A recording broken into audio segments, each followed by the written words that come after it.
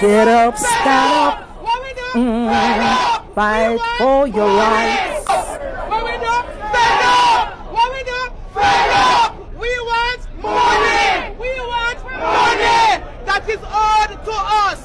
That is owed to us. We want money. We fed up. Shot fire. The police is there. Me not sleep comfortable if me not hear one police vehicle. Kingston Central, Alman Town, Gold Street. Anything them ask for, any percentage, any raise, they must get it. Them deserve it. They work very hard. Very, very hard. If they ask the Air Force One, they forget it with immediate effect. You're saying that they should get the money? Yes, man, they forget their money, man. Them forget their money, them work. Sometimes I wonder if them have family at home. Them up on the road right through. Right through. Yeah. They are here to serve and protect. Right? And that is what they are doing. And I love that. Love the police. Well, me only hope say Nigel, Clarke and Andrew Holness pay the teacher them, pay the nurse them, pay the police officers them. Give them the money, them need them money. Them have family to feed. But that's not what we really come to talk about. We come to talk about the Mark Golding budget presentation. This is going to be a two-part video, right? And inside this video, you're going to get the full budget presentation of the opposition leader, Mark Golding. And this is going to be a two-part video because it is very long. So, all I will never catch the full budget presentation for Mark Golding, I am going to play this for you guys so you can get a better understanding of what Mark Golding spoke about. So people, bless up to my viewers and my subscribers. May hope everybody having a blessed and a wonderful morning. Now my viewers and my subscribers, remember, in everything you do, always put God first. In every any situation, just always remember to call upon God. Always remember to pray, because a prayer day keep the devil away. Now my viewers and my subscribers, we not waste no time. So make we run the intro and come back. We soon forward.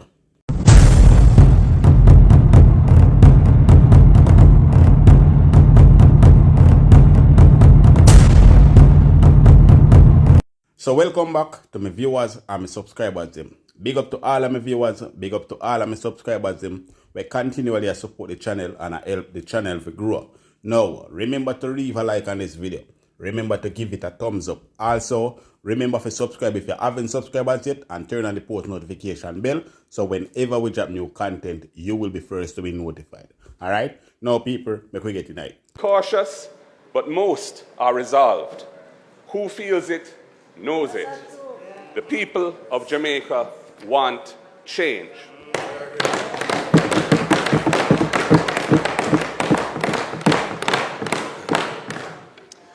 Madam Speaker, today I will remind Jamaicans of some of the context in which this budget for the coming fiscal year, 2024-25, has been crafted. I will then address some real challenges that we found in the budget as presented, and then I'm going to provide you with some of the concrete plans that we will implement when we come to service as Government of Jamaica. I do this knowing that Jamaicans have seen the light. They know that we will be coming back to implement our plans. The people of Jamaica know that there's one thing about ideas. They are best implemented by the people who come up with them.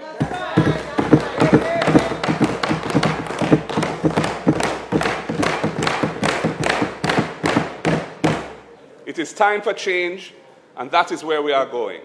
We are on the road to change.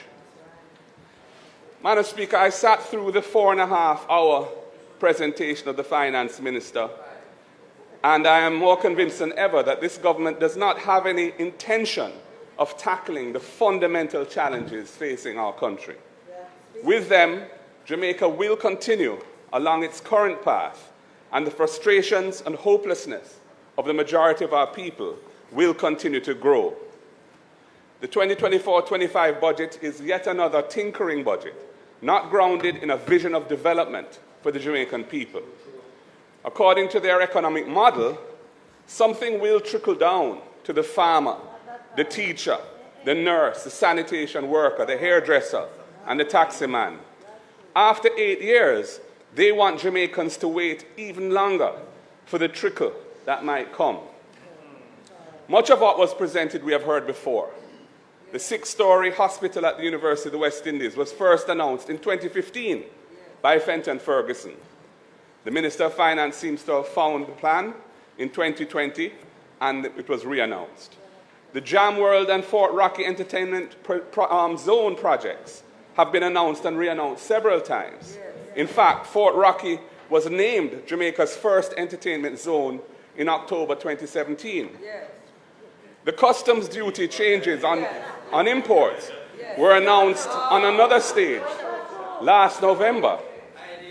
And new garbage trucks and buses were announced in 2020 to much fanfare and ribbon cutting.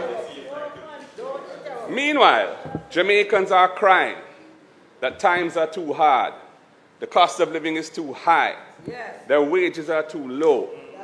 Young people are crying out for opportunities to further their education and for better job options. Citizens are crying no to corruption and deception, and yes to transparency and truth.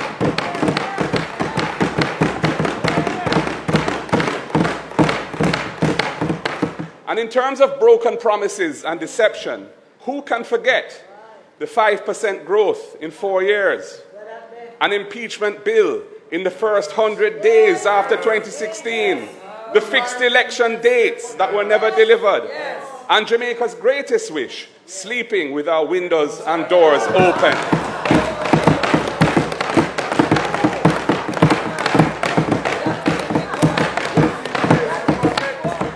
And there are a few new ones, Madam Speaker, that emerged during the local government elections, like converting Clarkstown into a city and Portmore into Little Miami. Mere pie-in-the-sky ideas masquerading as a vision of national development.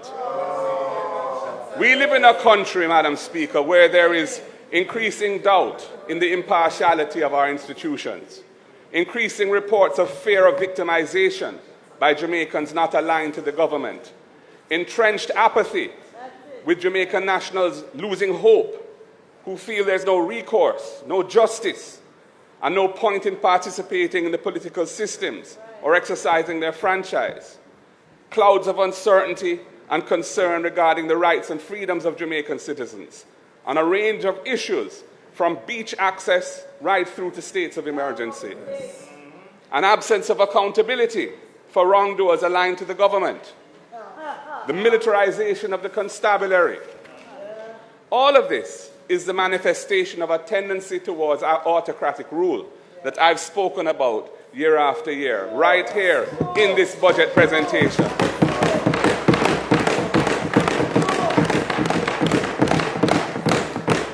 That is the untenable foundation upon which the country is being run. The main idea of this budget exercise was leveraging economic stability. But that is not something that the other side can claim ownership of. That was a seed that was sown and nurtured by the People's National Party while in government.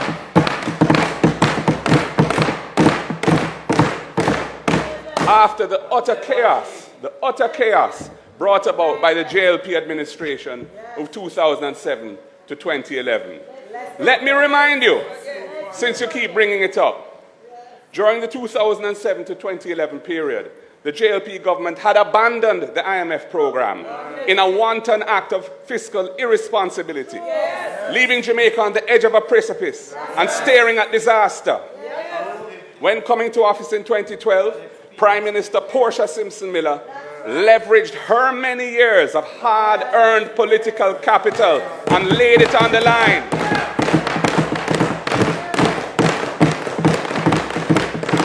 To lobby the international financial community to give Jamaica another chance.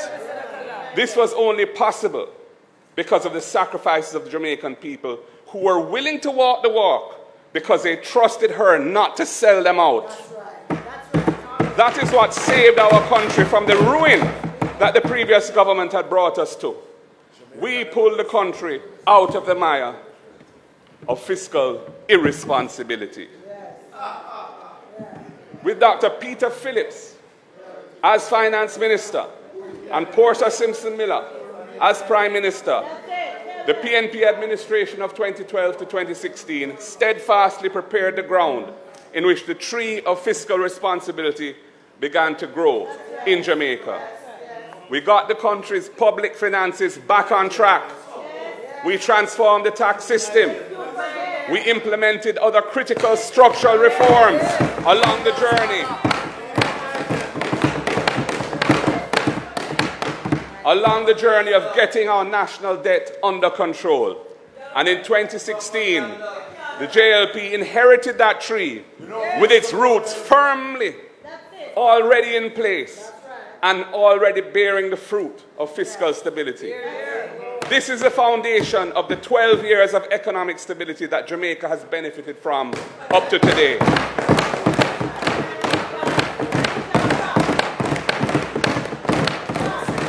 So, we taught you about fiscal responsibility on which the economic stability is built. In that period,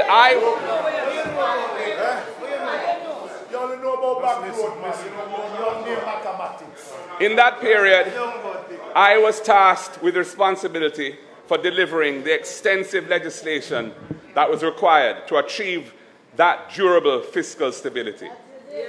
A modernized revenue system and the other basic building blocks of economic stability. Yes, the same tree of economic stability you are now shading under. We nurtured its early growth. We made sure there could be no turning back. We led the way on fiscal responsibility.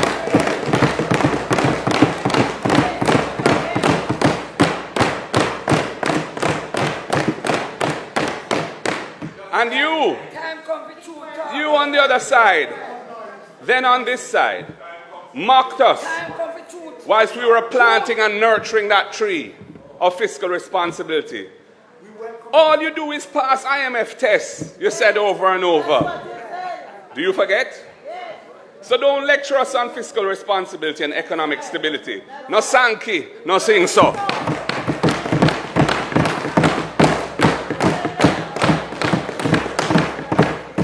We took the hard decisions and implemented them. You inherited a situation that we had fixed here in Jamaica. And you have spent 8 years leveraging that hard work that we put in and the fiscal responsibility that we left. And that is the truth. We on this side have no plans to cut down the tree of fiscal responsibility. It is a tree that I helped to plant and nurture with the work I did in that time. But we also, Madam Speaker, we also recognize that 2024 is not 2012. And the challenges and priorities are now different. Economic stability is not sufficient to meet the needs and expectations of the Jamaican people.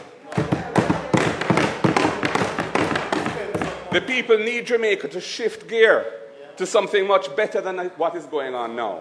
The people want to see real change. Jamaica now needs a government that can take the country on the road to change.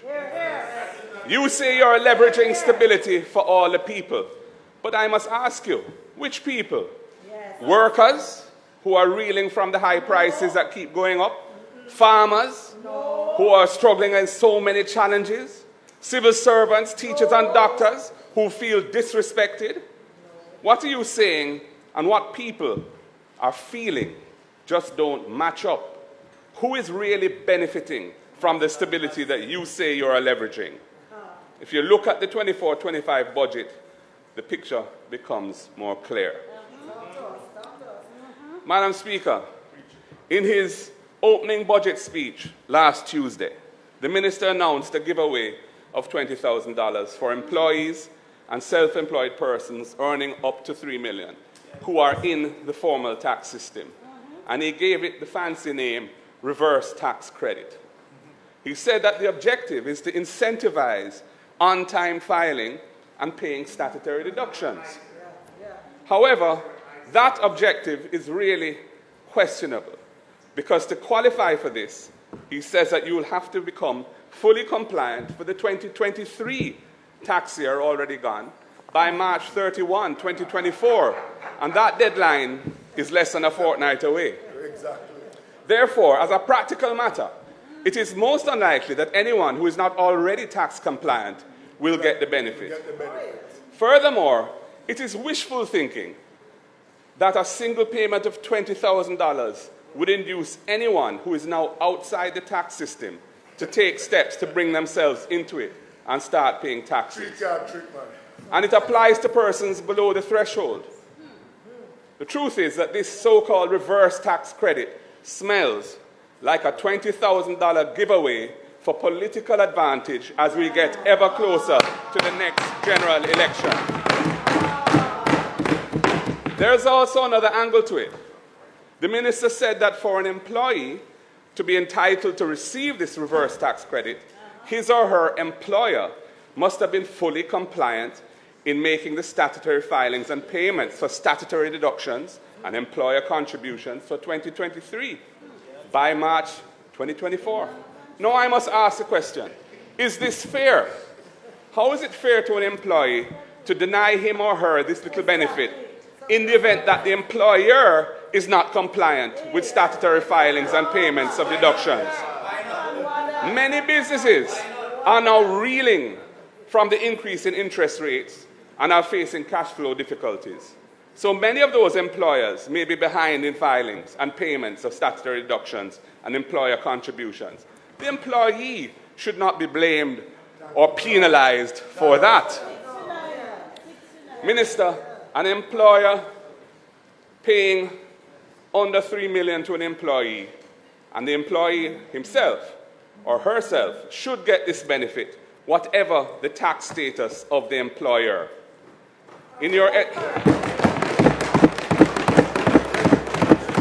If you are on the system, you should get the benefit.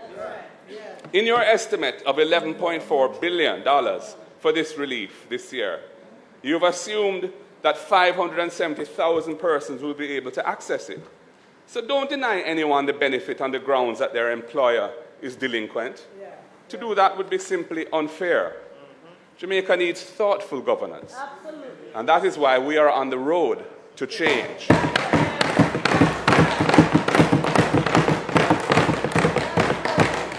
Madam Speaker, during the recent local government election campaign, the Prime Minister promised that the income tax threshold would be increased in what he said would be 1.5, 2.0.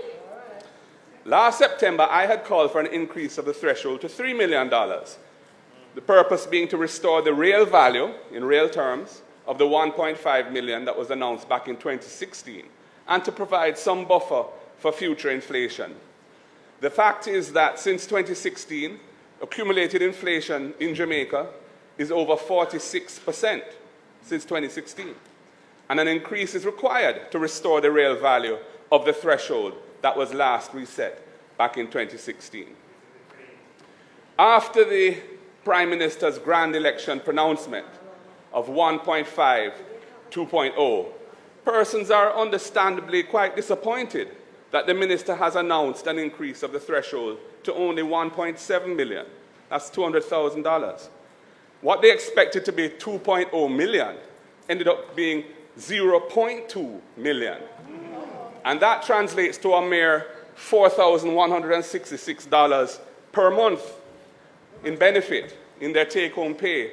And Madam Speaker, I am told, I didn't check it myself, but you can check it if you like, that $4,166 can't even buy a bucket of KFC for a family looking to share and have community with family and friends. Madam Speaker, if the minister had, as phase one of restoring the value of the 1.5, even increased the threshold to 2 million, that would give persons an additional $125,000 per year in their pockets, $10,400 per month in their take-home pay. And that would be a more meaningful benefit. And And Madam Speaker, it could have been paid for by using the 11.4 billion that has been allocated to the one-time reverse tax credit. In getting to $3 million, as tax inflows continue to grow, the threshold can be adjusted again in the future, in phase 2, and maybe even phase 3, depending how long it takes. So, Madam Speaker, Jamaica needs caring governance, and that is why we are on the road to change.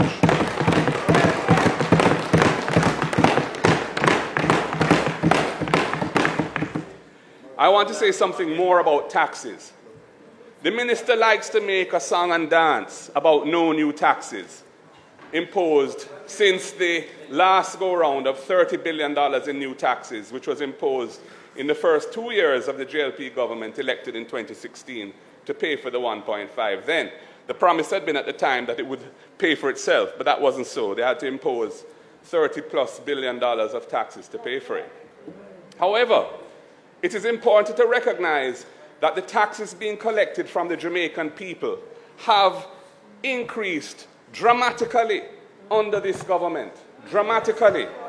Have a look at that table. And you will see, in fiscal year 2015-16, which was the last year of the last PNP administration, the tax collected was $411.8 billion, which was 24% of GDP.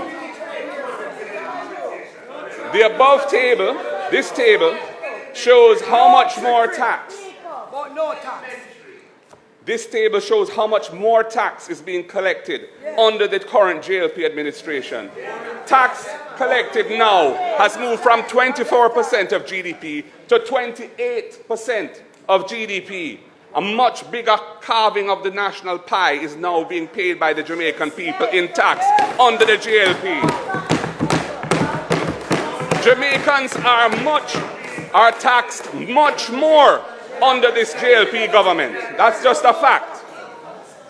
And if you look over the 4 years, the 4 fiscal years, 21-22 through 24-25, Madam Speaker, and I want you to listen to this, tax collections have increased by $409 billion. That's the increase in taxes over 4 years. 419 billion of additional taxes have been collected from the Jamaican people over the last 4 years. The member's time for speaking has expired.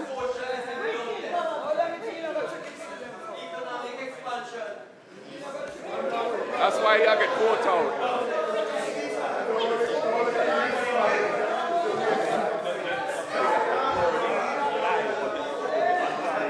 Madam Speaker. Members. Madam Speaker, I now Members. ask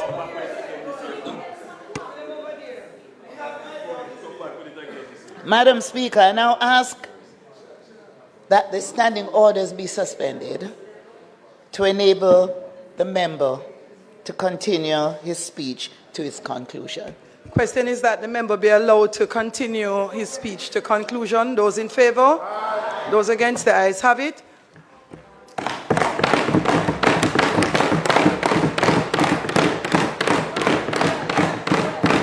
So, Madam Speaker, thank you for that. Thank you, colleagues. As I was saying, over the last 4 years, $419 billion of additional taxes have been taken from the Jamaican people. That is an increase of 66%, which is way more, in fact, more than double the accumulated inflation over those 4 years.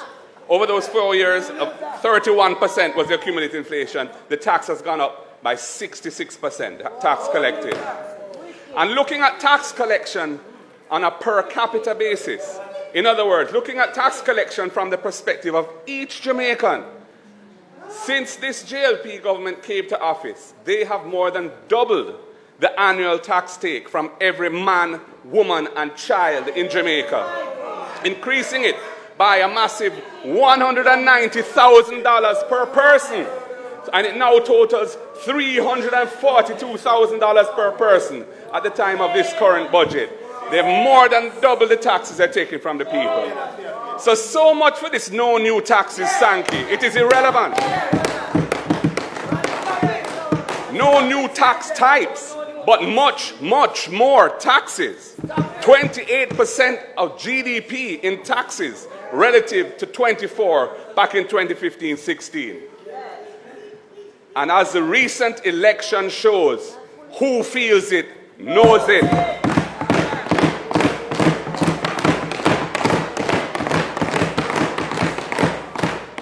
Madam Speaker, Jamaica really needs honest governance. And that is why we are on the road to change. Madam Speaker, the minister says he's going to take away the protection that our farmers have enjoyed by removing GCT from the importation of raw produce. He says that Jamaica is on the cusp of being blacklisted by the World Trade Organization, the WTO, if we continue to protect our farmers. Well, based on our research, the WTO does not blacklist or unilaterally punish member states for non-compliance. Instead, an aggrieved member state must first enter into consultations with a non-compliant member state to seek changes on the particular measure that they are complaining of, or to win concessions before requesting the establishment of a panel to settle the dispute. The panel will thereafter issue a report, which can subsequently be appealed before the WTO's appellate body. The minister really therefore needs to state whose bidding he's doing by removing this GCT that was in place to protect our farmers.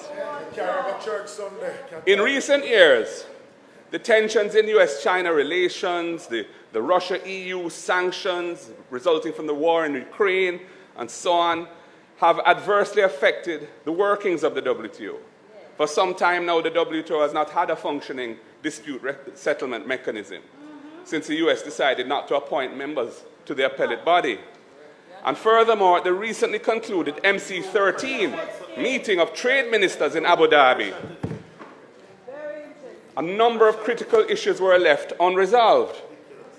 Reforms in the dispute settlement mechanism and so on, including subsidies in agriculture and fisheries by developed nations, and other long outstanding issues for the benefit of small and vulnerable economies like Jamaica. In this context, we must question why the minister finds it necessary to proceed down this path instead of entering into negotiations with whichever party is agreed, we don't know who it is, as provided for under the WTO rules. The minister was also vague on the scope of this announced measure. What exactly are the imported raw food items for which GCT will be removed? I note that under the GCT Act, 3rd Schedule, Part 1, Paragraph 6, the category of raw foodstuff is extremely wide and specifically includes fresh fruit, vegetables, ground provisions, legumes, onions, garlic, meat, which is a very wide category, poultry, and fish. The removal of this protection leaves our farmers very exposed to unfair competition from importers who have little risk. We know that the rich countries of the world, North America and Europe, provide massive subsidies to their agricultural sectors, distorting fair competition and giving food imports from those countries an advantage over our producers here in Jamaica. Over the past 15 years, food imports into Jamaica have seen a steady increase, reaching over $1.4 billion in 2022, according to Statin. In contrast, our agricultural exports lagged far behind at a mere $273 million in that year. And this is a trend, and it underscores the vulnerability of local food production. Local farmers already contend with high overhead costs, including GCT and various inputs that they use, farm supplies, which producers in other countries do not face. Jamaican farmers have other disadvantages, including their small scale, relatively speaking, reliance on rainfall rather than irrigation systems for many farmers, and limited access to mechanization and financial resources. In 2022, loans allocated to farming operations amounted to a mere $146.3 million Jamaican dollars. That's all. The removal of GCT on imported foodstuff will worsen this imbalance between locally produced and imported foods. It is likely to adversely impact the sector and the livelihood of farmers while undermining rural communities who are the breadbasket of our country.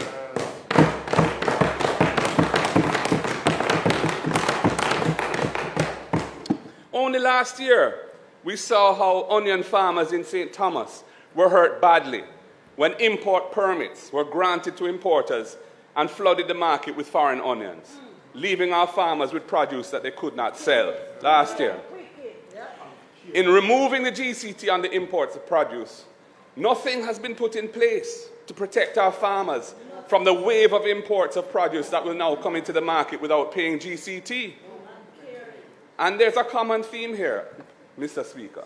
When I was in St. Elizabeth recently, the fishermen were complaining bitterly that they cannot sell their lobster because big players are supplying the market at low prices and squeezing them out. Their MP is the Minister of Agriculture and Fisheries, yet they are suffering. The government is letting them down badly, and it's a crying shame.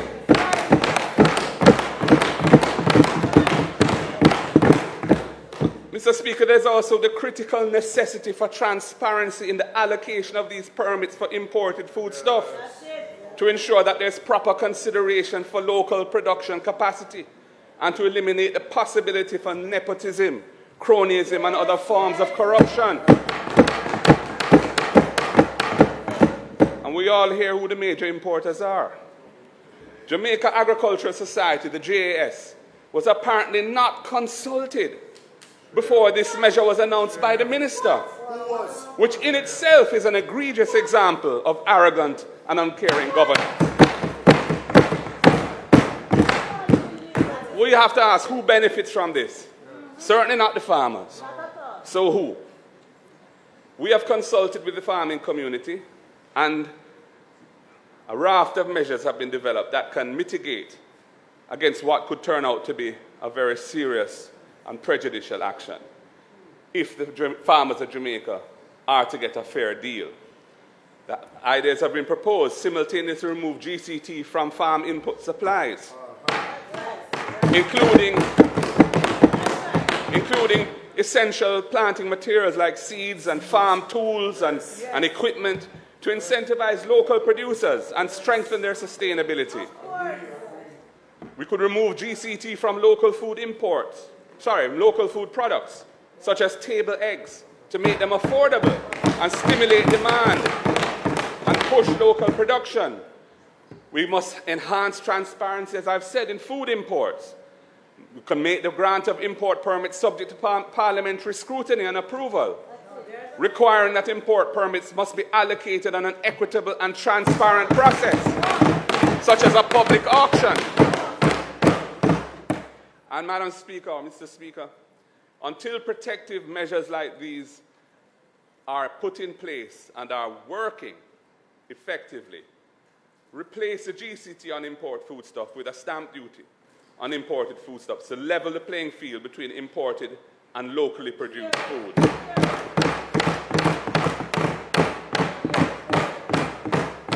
And we need to discourage over-reliance on food imports.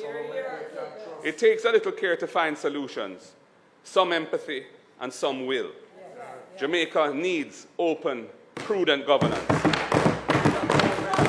And that is why we are on the road to change. Mr. Speaker, the Minister announced various tax breaks for the coming fiscal year, totaling $25.12 billion. Many, no doubt, expect that these tax breaks will be an annual cost to the budget going forward. However, the Minister has not provided the country with any clear and sustainable plan to finance these tax breaks in future years.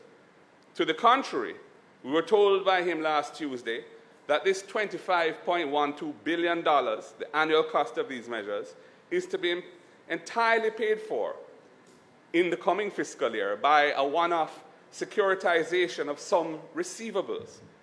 He has not said what those receivables are.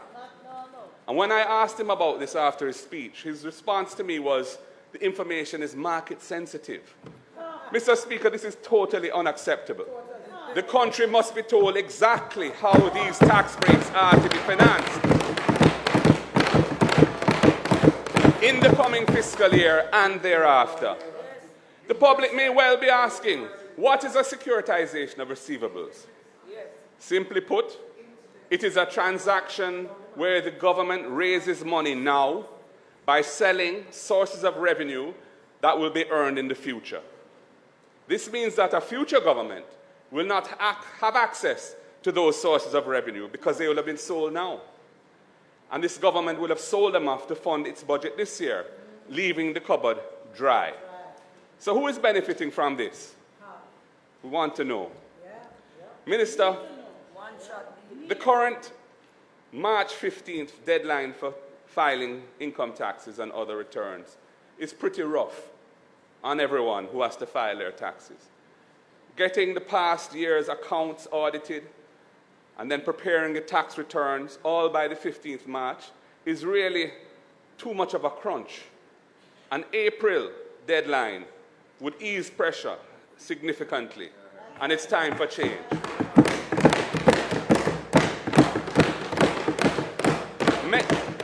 Many other countries have later deadlines, and it helps with their budgeting and their financial planning.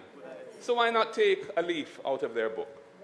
It would give taxpayers who file more time to get their taxes right and would improve the accuracy of their tax filings. It also improves compliance by allowing a more reasonable deadline. It would be a step towards a stronger and more stable economy.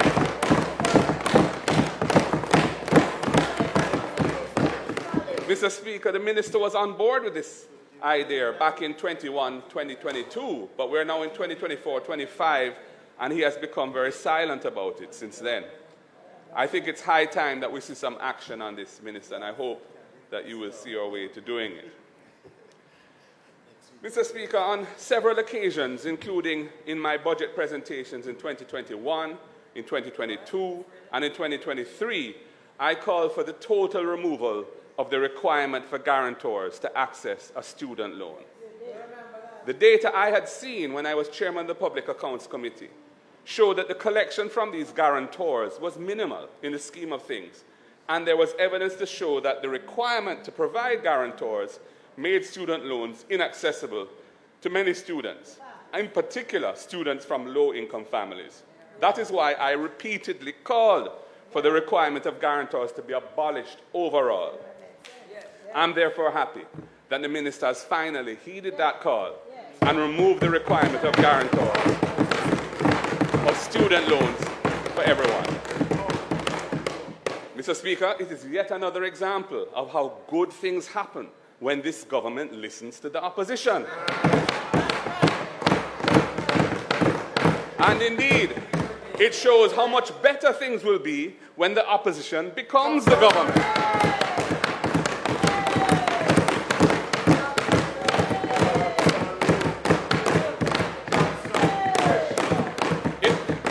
It reminds me of my call in last year's budget, a year ago, for an increase to US $150 in the duty-free allowance for online shoppers, for which a minister later adopted in part when he announced the increase to $100 US at the JLP conference in November. Mr. Speaker, Jamaica needs change in the current approach to economic development, and that is where I'm going to move to now. In the just completed local government elections, the Prime Minister argued that the people must not vote with their emotions. He said they should pay attention to all the positive macroeconomic indicators that mean things are good. He said they should hold on and stay the course because Jamaica will soon take off. But the people showed with their votes that they are not convinced. They are not convinced because the economic model of this government benefits too few people. Indeed, the people cried out with their ballots that a better way exists and that better must come.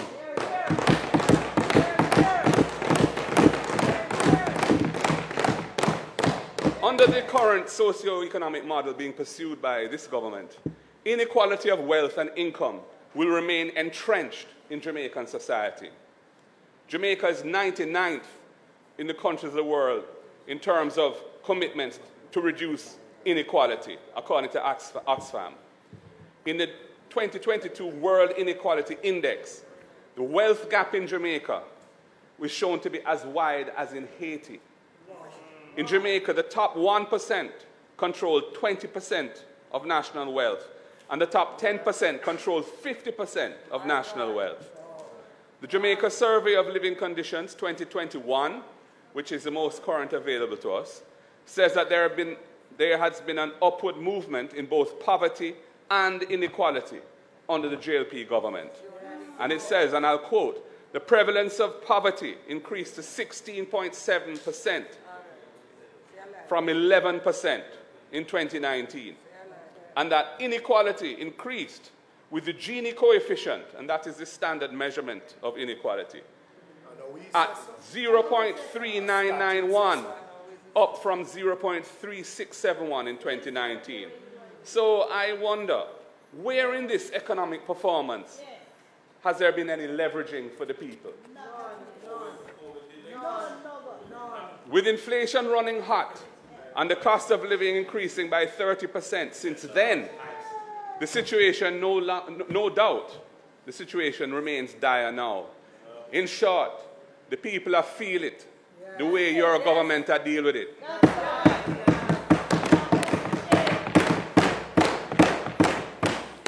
The minister announced that GDP per capita in Jamaica is now $7,000 US. He didn't mention that GDP per capita data doesn't show inequality. He didn't mention that poverty is 4 times the rate of unemployment in Jamaica. He didn't mention that Trinidad and Tobago, Barbados, and Guyana are all at around $20,000 US per capita compared to Jamaica's $7,000. For Jamaica to move our GDP from $7,000 US, where it is now, to $20,000 US over the next 15 years would require an annual real GDP growth of at least 7% per year. I'm going to repeat that. For Jamaica to get our national GDP per capita from 7,000 US, where it is now, to 20,000, which is where Trinidad, Barbados, and Guyana are, over 15 years, it's going to require an annual real GDP growth rate of at least 7% per annum. Until we start to put things in place to achieve that level of inclusive, sustainable growth, the talk of prosperity is a deception and an illusion.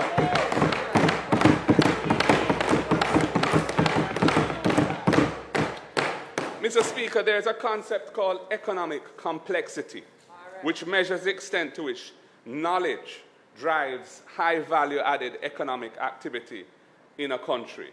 It's a strong indicator of a country's capacity to achieve higher levels of economic growth.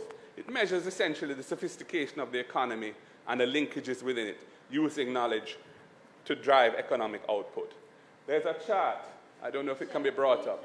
There it is. Thank you. Now that chart shows a comparison of 3 countries, and it's taken from the Harvard Economic Complexity Ranking.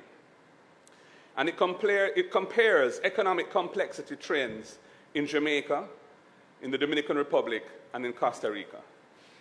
And if you look at it, Jamaica is at the bottom on the right. And Jamaica's descent between 2010 and 2021 is indicative of our failure to build a model of socioeconomic development that can transition us from a raw materials and raw services economy to one of a different level of sophistication, producing high value added goods and services. Mr. Speaker, under the current model being pursued by this government, inequality of wealth and income will remain entrenched in Jamaican society for years to come.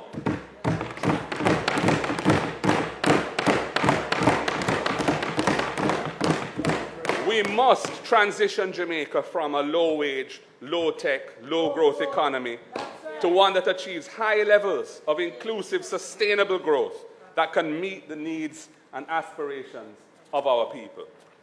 This is a clear metric telling us that change is not only required, but urgent. That's right. We on this side are not deceived. We are on the ground where the people are feeling the pressure. Even though this government likes to tell the people to take responsibility for their actions, it is not very good at taking its own advice. Though the world has moved on, they are still stuck in this trickle-down neoliberal economics, where support is given at the top of the economy and people must wait for prosperity to trickle down to them. That model depends on low wages. That model thrives on low levels of education. It pushes people into things like scamming. It pushes people into hustling for a living. It causes hard-working and unemployed people alike to rely on remittances from their family abroad. And it forces people to migrate. If we are exporting our skills, what are we left with? It depends on people being deceived. But we are not deceived, and we are not the deceivers. Mr. Speaker, it is now quite clear that there's nothing in the minister's budget presentation that suggests that this government has a coherent strategy for achieving a turnaround of that chart.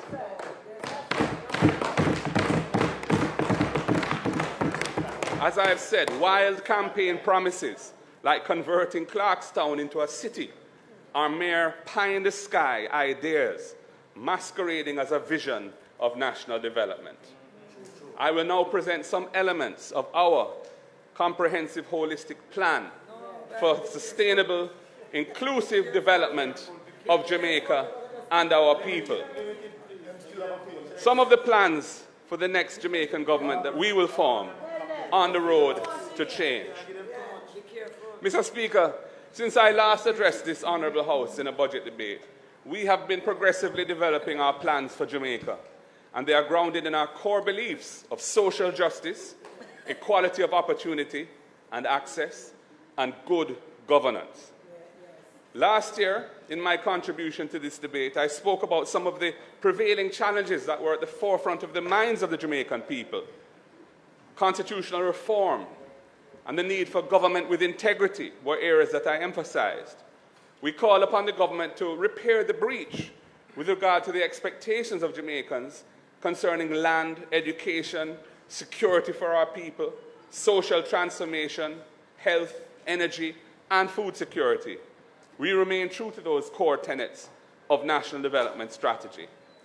I was both tactical and practical when I named our new shadow cabinet. I designed a governance structure that is fit for purpose, creating 4 new policy clusters, bringing a solutions-oriented approach to the changes that we need to see in this nation. Then, in preparation for the local government elections, we laid out our agenda for change at the community, divisional, and municipal levels.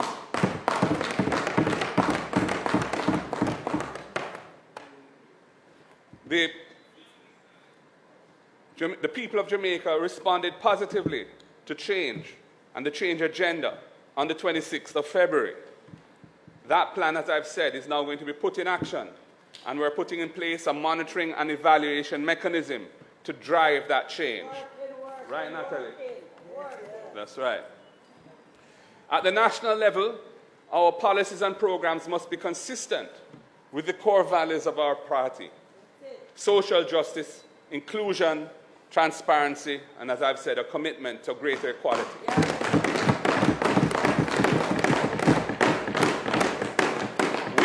We have crafted a raft of practical measures and a national change approach, and it emphasizes communication, care and culturally sensitive implementation, honesty and openness, accessibility and inclusiveness, new policy approaches, good governance, and engaging and empowering all our people. Change.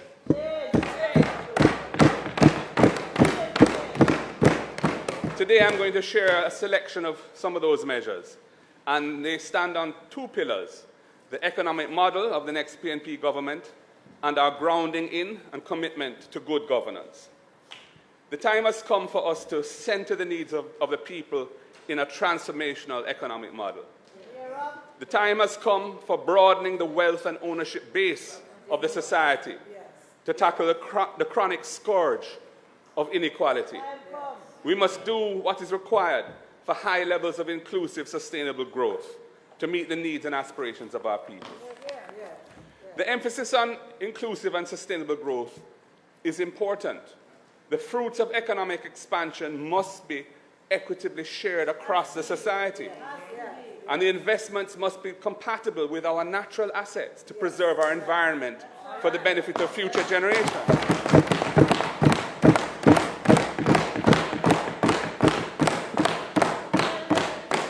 Jamaicans are not interested in economic stability that only trickles down into low growth and diminishing prospects.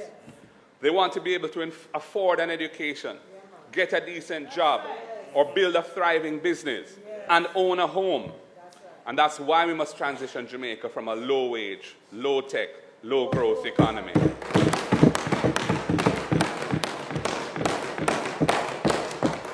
We have to transition from an excessive dependence on remittances to earnings from high-valued exports of goods and services. We must give persons, people, alternative to unlawful economic activities. Indeed, the structure of our economy must nurture public safety rather than criminality. And everyone must understand that they have a role to play in making a Jamaica that is a nice place to live. This means people must pay their fair share of taxes, and the government must be accountable to the people because it is spending the people's money. Spending must prioritize access to basic needs, giving people an opportunity for entrepreneurialism to thrive, giving people an education from which they can create new ideas and opportunities, and nurture our indigenous talents. The type of transformation that Jamaica needs will require investment in its people and in possibilities for the people.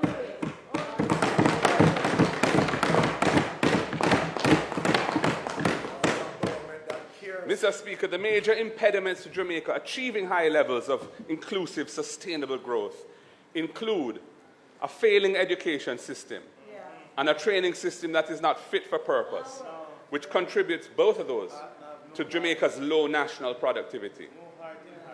High levels of violent crime, high electricity costs that undermine the competitiveness of our economy, and insufficient economic diversification that would increase our resilience to the growing threats from climate-related and other external shocks. Mr. Speaker, none of these challenges can be successfully tackled if we do not address the prevailing failures of governance in the country. Until the systems of governance are accountable, transparent, and participatory, dog nyam we supper.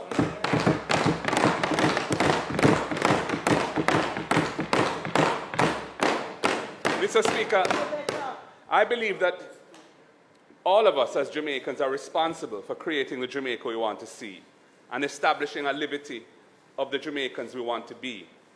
That is why our focus is social cohesion and empowerment.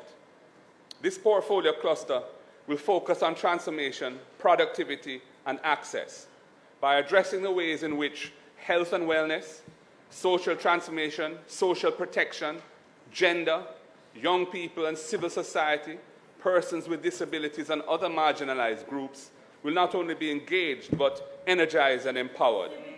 Human capital development is highest on our list.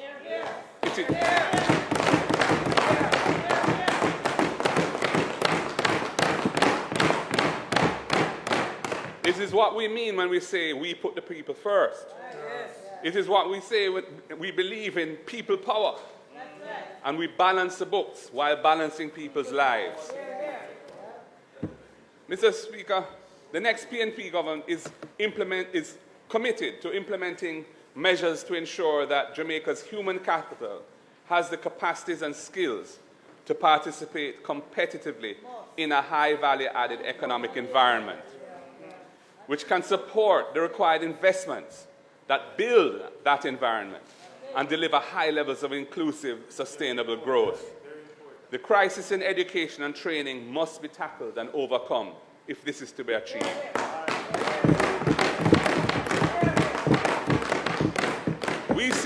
We see education in a holistic way. The education system should be socializing our people towards the kind of society we want to live in. 100% literacy and numeracy must be the target for national transformation. And there is food insecurity in Jamaica, so we cannot avoid dealing with children's nutrition. The system must invest in teachers, as well as infrastructure and technology, and in supporting services for parenting. We feel no shame about the fact that the majority of our students speak Jamaican, the Jamaican language first, and we think it should be central to how they learn to speak English and other subjects. As Professor Don Robotham recently put it, we must meet our children where they are and teach English as a foreign language it is to many of them. Though we must prioritize the early childhood and primary school system to raise standards there, especially in basic literacy and numeracy, we also believe in tertiary education. And we also believe that education must be lifelong to address gaps and reskilling at the adult levels. In the areas of education and training, these are some of our proposals. We will make investments in teacher training and in teacher compensation, in infrastructure and technology, and in support services for parenting. We will expand and improve the school feeding program to ensure adequate and proper nutrition. To ensure adequate and proper nutrition and to encourage school attendance. We will prioritize the early childhood and primary school system to raise standards, eliminate the major existing literacy and numeracy deficits, because our goal is for Jamaica to have the best early childhood and primary school system in the hemisphere. We will put emphasis on STEAM education across the education system. We are not just going to focus on a few institutions when the system as a whole is deficient in STEAM education. And we will provide one full scholarship for the first child per family for a university degree.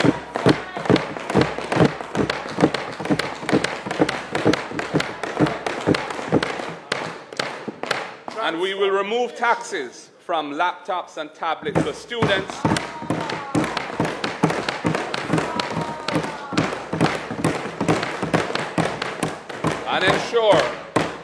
and ensure that every teacher has a laptop.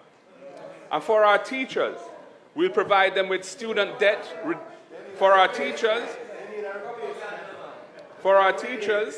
We will provide them with student debt reductions and motor vehicle concessions, which increase with their years of service in the system.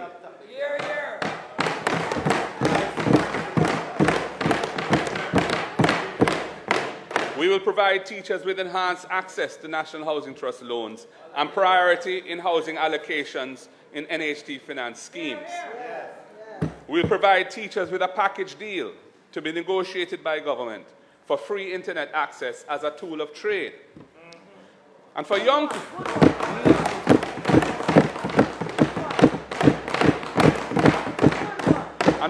people, we will incentivize our youth to invest in their education by capping their monthly student loan payments at a reasonable percentage of their actual income.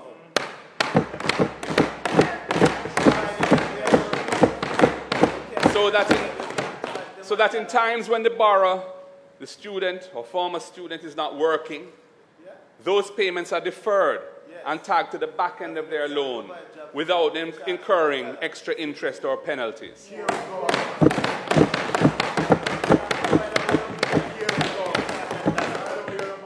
We will reinvigorate and repurpose HEART to be a major player in a wider project to prepare our workforce for the current and emerging employment opportunities of the 21st century, including by building training partnerships with the private sector. Mr. Speaker, our nation's training capacity must be as relevant and fit for purpose as possible in a rapidly evolving economy that we must build. We will create a series of workforce development training partnerships with the private sector.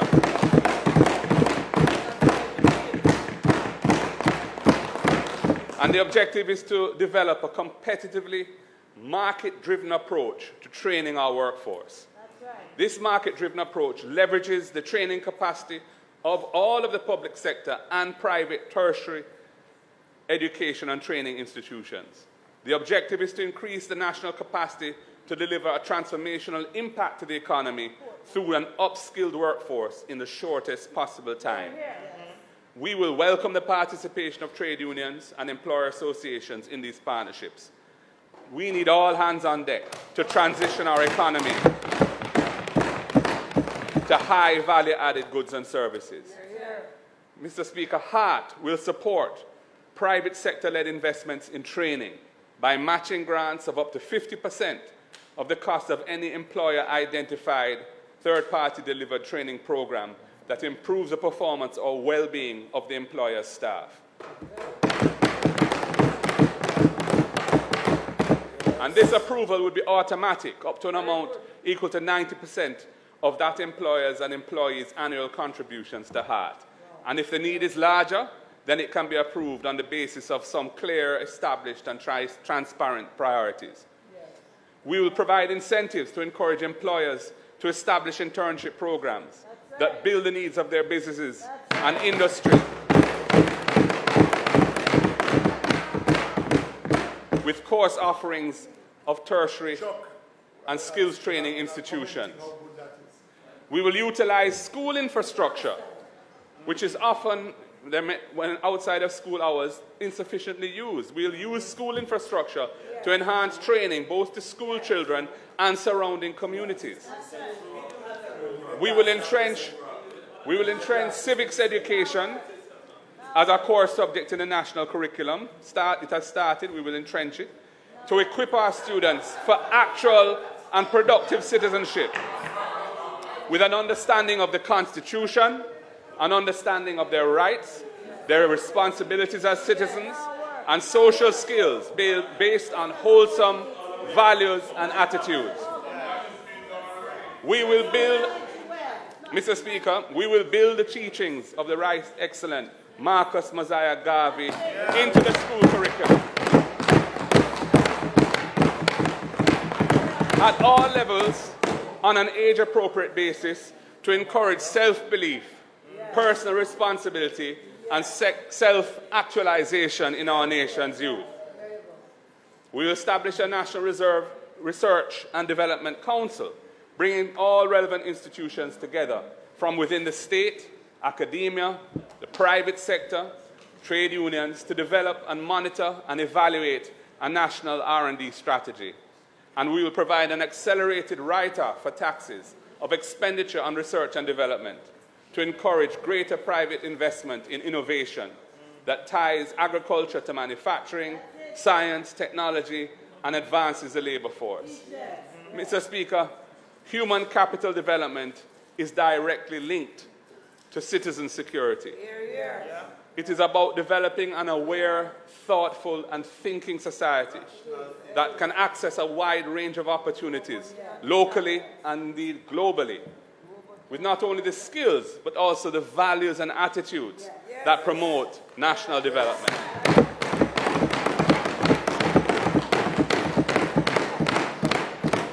Mr. Speaker, the very high levels of violent crime in our country continue to demoralize our nation. It discourages investment. It increases the public cost of medical care, and it reduces our capacity to achieve high levels of inclusive, sustainable economic growth. I have emphasized that we see education and training as a means to reduce the levels of violence and crime in our society. And I'm making the broader point that to make Jamaica a safe country in which to live, work, raise families, and do business, a different approach must be taken to national security, or as we have started to call it, to citizen security, coupled with a concerted thrust for social transformation. We prefer to think about citizen security because it forces us to think of people's needs. Our people deserve respect. It shows us, for instance, that road safety is a citizen security issue. If roads are potholed and motorists are forced to swerve as a result, all people using the roads are at risk. so it affects security. If street lights don't work, it compromises women's, in particular, sense of security. And if militarization is the way forward, we will see more and more videos of masked policemen with long guns hauling and intimidating citizens. And that's not the Jamaica we want. We cannot build a future and a nation by locking down underserved communities. The better way is to make Jamaica safe for all by a progressive approach to citizen security. And I'm going to share with you some of our proposals for making Jamaica a safe society for us all. We will revitalize the Peace Management Initiative.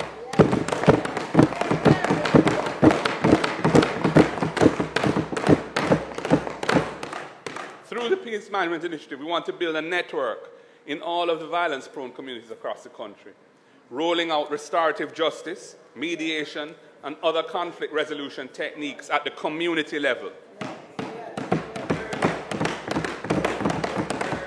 We will train and empower at least 500 violence interrupters across Jamaica. We'll partner with the private sector and other stakeholders to expand Project STAR, which they have initiated, and make it into a truly national program, including things like access to training, mentorship, remedial education, and job placements for youth at risk. We will enact legislation that targets known vicious purveyors of criminal violence across Jamaica and brings them to justice, including through a court-supervised process of pre-charge detention that targets persons on whom there's credible intelligence to facilitate building viable cases that can result in a successful prosecution.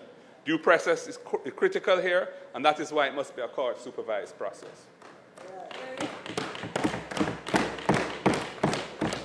And, Mr. Speaker, we will bring much greater focus on reforming the prison system to reduce the high level of recidivism. In other words, people who offend are imprisoned. When they're released, they offend again and come back into prison. That is recidivism. We need to reduce the high level of recidivism, which is very high in Jamaica, some 40%, I believe, by rehabilitating offenders to become productive citizens rather than reoffenders. When they return to society, every Jamaican has an interest in a prison system that rehabilitates prisoners and makes them productive citizens. We're fooling ourselves if we think that we can just ignore that, let the prisons run in the way they currently run, and solve our national security problem. We will provide the police force with the vehicles, equipment, and training that they need to efficiently respond and investigate and prosecute offenders. We will build out the Jamaica Eye system of cameras to enhance citizen security and ensure greater accountability for criminal behavior. It is an important part of making Jamaica safe. And we will provide mental health support, including adequate rest to our law enforcement officers to help them cope with the difficulties of their line of work here in Jamaica. And we will partner with non-governmental organizations to support well-designed and sustainable community-based interventions that focus on anger management, parenting skills, conflict resolution, and overall civility, and substantially increase the number of social workers to take on these critical tasks and build social cohesion within communities. This is a balanced approach to dealing with citizen security, and it is essential. Without it, we are not going to get the results that we need. Mr. Speaker, we recognize that crime and other socially negative behaviors in Jamaica emerge from the imbalanced structure of our society. This is why we prioritize social justice and workers' rights as an essential part of the role of government. As a society with a history of oppression of our people, we must be ever mindful of the need to build healthy employment relations. That includes how government treats the civil service. Government must set the example for how all other employers treat workers. And at a most basic level, we will approach all negotiations with the public sector workers with respect, openness, and a spirit of partnership. The government has been boasting about low unemployment, but many of these jobs are below the International Labour Organization standards for decent work. Many young people are frustrated and are no longer looking for a job. Low unemployment exists alongside high underemployment, with hundreds of thousands of Jamaicans of working age staying outside the workforce, unwilling to work for wages that cannot sustain them with a decent quality of life. We see workers across the economy working for years under fixed-term contracts, and the government will not address this structural inequity affecting the labour market. We have a labour market reform report which focuses on productivity improvements, and it has been left in file 13. We need to advance from a minimum wage system to a livable wage system.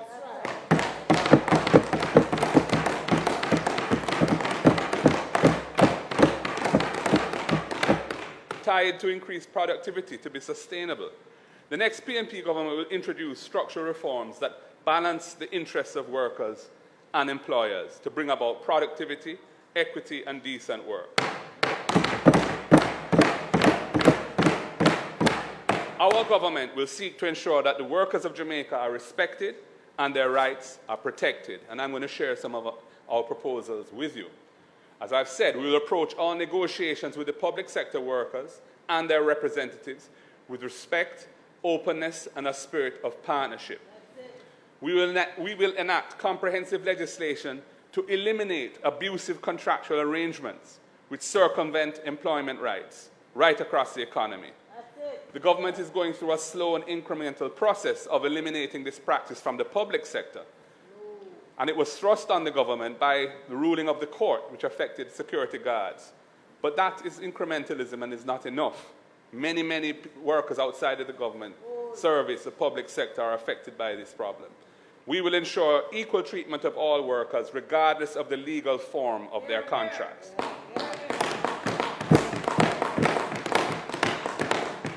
We will pursue the establishment of joint industrial councils in those industries where there are high levels of employment, but there's no common standard for working conditions and there's no union representation. The security guard industry, the tourism industry, the global services BPO, those industries are cases in point where a joint industrial council would really move things forward. We'll review the incentives legislation for employee share ownership plans to make it user-friendly and easy to comply with and administer, followed by a promotional exercise to encourage Jamaican firms to establish employee share ownership plans which align employer and employee interests and create wealth for their workers at all levels, from the bearer right up to the CEO. And I've had personal experience at the consistent empowerment and enrichment that workers can benefit from through employee share ownership plans.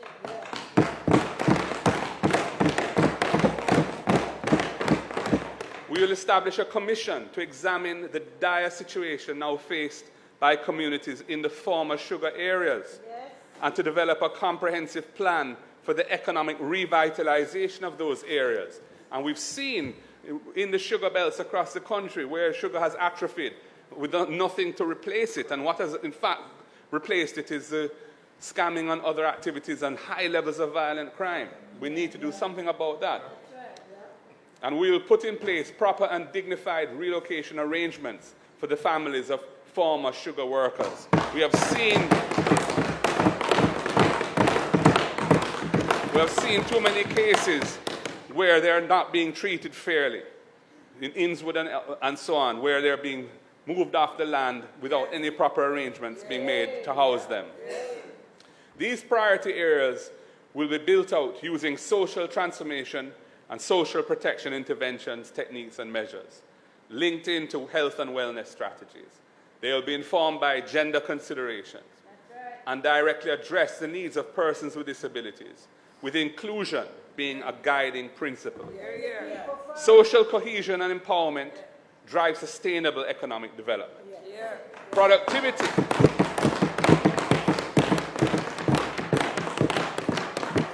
Productivity thrives where people feel safe, secure, and motivated.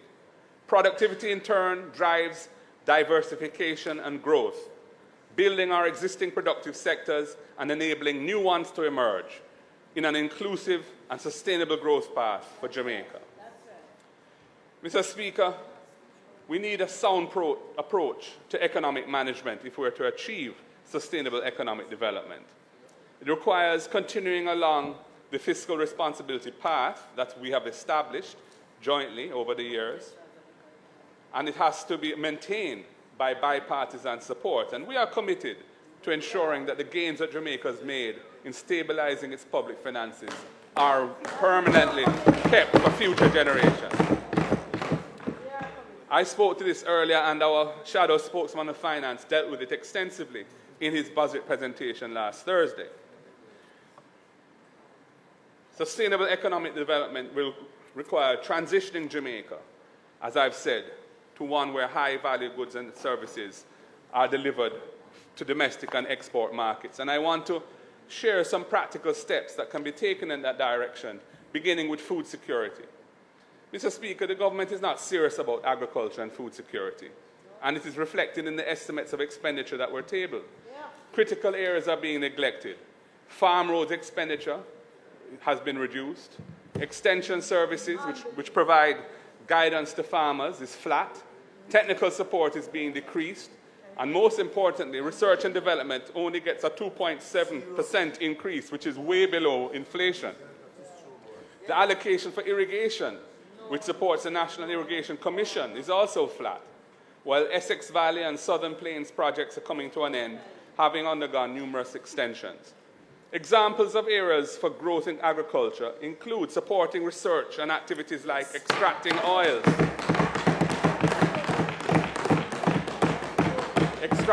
and flavors, developing value-added products from our agricultural produce, and capturing economic potential from waste from harvesting. The quality of our produce is world-renowned and is part of our overall creative product in the country. We're also sorely disappointed by the direction that the medicinal and therapeutic ganja industry has been taken since the PNP government decriminalized its use in 2015 and created a platform for a new lawful industry to emerge. Our cannabis sector must be developed in a way that is far more inclusive for small farmers,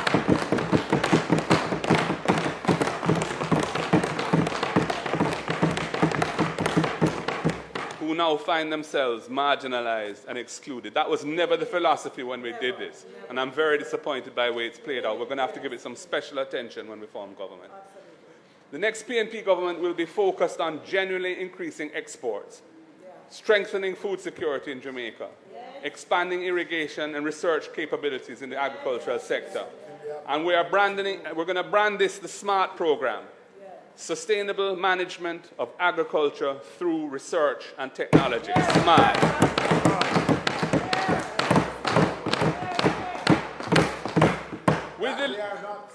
With the limited land space available in Jamaica and a growing population that we need to feed, we must find the right synergies between increased food production and sustaining the natural environment. Our housing programs will not compromise the most fertile and irrigated lands, as this government has done at Bernard Lodge.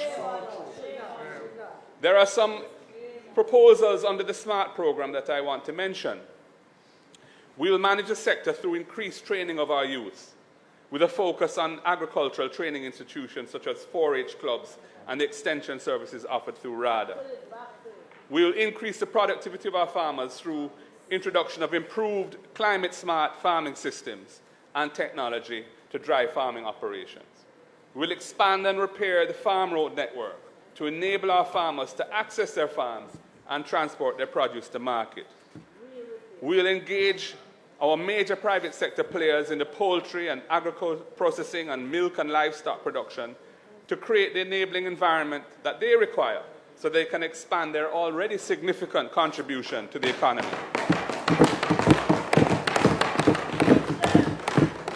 We'll partner with the UWI and other technical institutions to engage in research that will boost productivity. The College of Agricultural Science and Education, CASE, must be given the financial resources to do the necessary research that will assist our farmers to produce at a consistently high quality. And in fact, the next PNP administration intends to upgrade CASE to a university to enhance